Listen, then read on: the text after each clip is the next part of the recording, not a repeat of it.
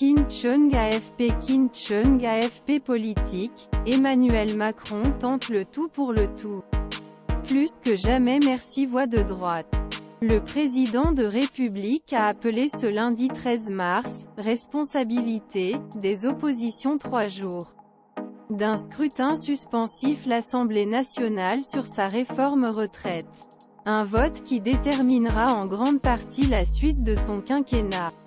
La mobilisation sociale face au projet semble s'essouffler, notamment dans les transports.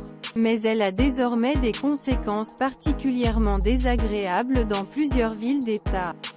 D'ordures jonchent les rues. 5600 tonnes de déchets non collectés rien qu'à Paris. Le chef l'État s'est invité lundi, ce qui est rarissime, au début de la réunion hebdomadaire coordination des cadres du camp présidentiel. La menace du 49.3 après l'adoption du texte au Sénat samedi soir. La dernière séquence parlementaire s'ouvrira mercredi avec la convocation d'une commission paritaire mixte, réunissant des élus des deux chambres. S'il y a accord sur un texte de compromis sur la réforme, il sera soumis jeudi au Sénat puis à l'Assemblée nationale, où le gouvernement est loin d'être sûr d'avoir la majorité, selon BFM TV, qui a contacté tous les députés des groupes Renaissance, Modem, Horizon, LR, LIO, ainsi que des élus non inscrits. Seuls 196 d'entre eux seraient certains de voter en faveur du texte jeudi prochain.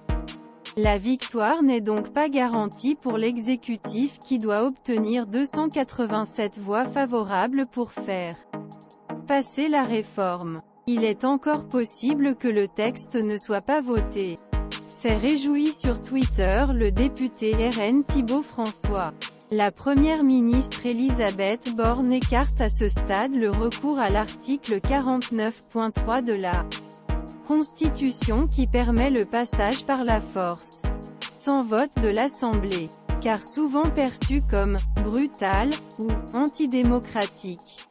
Aujourd'hui, on ne voit pas pourquoi il faudrait l'utiliser, a commenté Gabriel Attal, ministre délégué au compte public. Si chacun est cohérent avec engagement, les déclarations qu'il a faites devant Français, il y a une majorité pour voter le texte.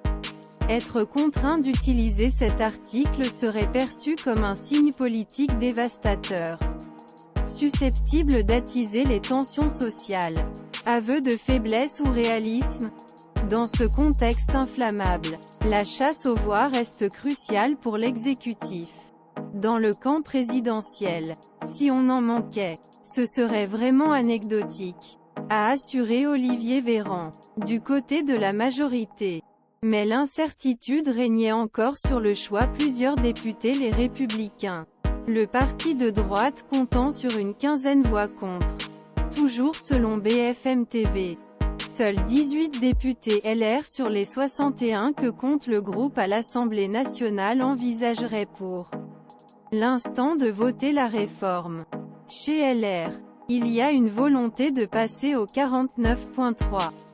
Comme ça, ils tapoteraient à nouveau sur la fragilité du gouvernement, montreraient qu'ils sont plus que jamais des pivots.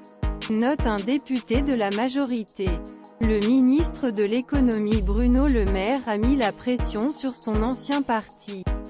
Au final, pour le député La Renaissance Éric Woerth, le 49.3 ne serait pas un aveu faiblesse, mais un aveu réalisme et pragmatisme. Ce serait un terrible aveu d'échec ce gouvernement, a au contraire prévenu président du groupe écologiste au Sénat, Guillaume Gontard, le patron de la CFDT Laurent Berger, dénonçant une forme vice démocratique. Les Français convaincus que le texte sera voté, pour moi, cela me semblerait délirant, a déclaré Marine Le Pen, chef de file des députés du Rassemblement national. Elle a ajouté que son groupe déposerait une motion censure en cas de recours au 49.3 et voterait toutes les autres motions censure, massivement hostiles à la réforme. Les Français sont persuadés qu'elle sera votée et appliquée. Selon les derniers sondages. Sur le front social, une 8e journée de mobilisation est prévue mercredi dans toute la France. Alors que la dernière samedi a attiré moins de monde. Le trafic ferroviaire s'améliore sensiblement, mais reste perturbé sur plupart des lignes, a indiqué la direction de SNCF. Ce sera de nouveau mardi. La grève se poursuit dans plusieurs raffineries, notamment celle d'Esso ExxonMobil à Fos-sur-Mer et de Petro-Ineos à Lavra, ainsi que dans les installations du groupe Total Energies.